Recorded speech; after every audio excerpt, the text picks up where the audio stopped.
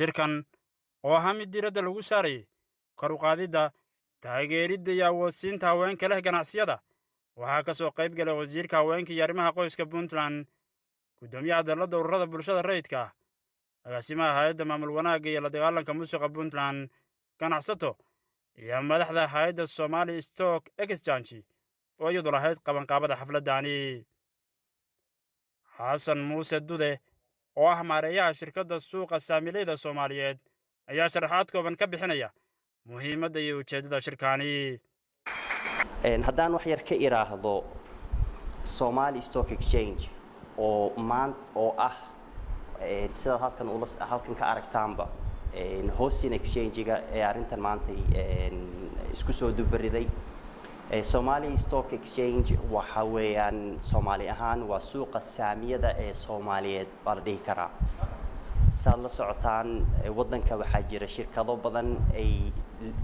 ku midoobeen shakhsiyaad oo qaabkoodu uu dhisan yahay si public ah oo shakhsiyaad ay lacag ku darsadaan Cabdiraxmaan Cali Guureeye oo agaasimaha hay'adda maamul wanaagga iyo la dagaalanka musuqa Puntland iyo Edmund Jaamac oo ka mid ah aqoon-yahankii ka soo qayb galay shirkani ayaa tilmaamay muhiimadda ay leedahay in kor loo qaado taageeridda ganacsiga haweenka Soomaaliyeed iyo sidii ula jaan qaadi lahaayeen tiknoolajiyadda casriga ah ee maanta iyo arrintan kaleeto oo xasan iyo tiimkiisu ay jeclaysteen maanta in loogu hormariyo oo ah genderka doorka haweenka waxay ka turjumaysaa haweenku inay yihiin lafdhabartii bulshada wixii wanaagsan oo markaa la bilaabayana ay mudan tahay in lagu bilaabo waayo ahmiyadooda ayay leeyihiin I have shifted to technology يعني حق digitalka iyo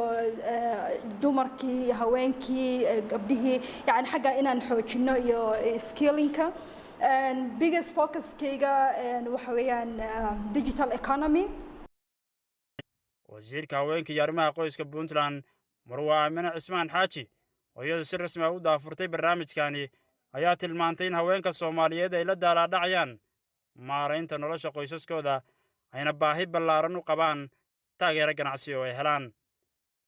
garaac gambaleelka awoodsiinta iyo horumarinta dhaqaalaha dumarka ayaa sanadkani ciwaan looga dhigay shirkani waana iyaga haweenka laftigoodu inay waxyaabihii tiknoolajiyada iyo informationku uu ku yar yahay oo gabdhuhu iyo dumarkuba nolosha ay la daalaa-dhacayaan ay tahay nolosha maalinlaha oo reerkoodu inaysan balahayn culture of saving oo intay wax save garaystaan ay berrito maalgelin ku samaystaan taasi waxay dib u dhac ku riday gabdhihii Yuusuf Maxamed Maxamuud warbaahinta qaranka Soomaaliyeed magaalada Garowe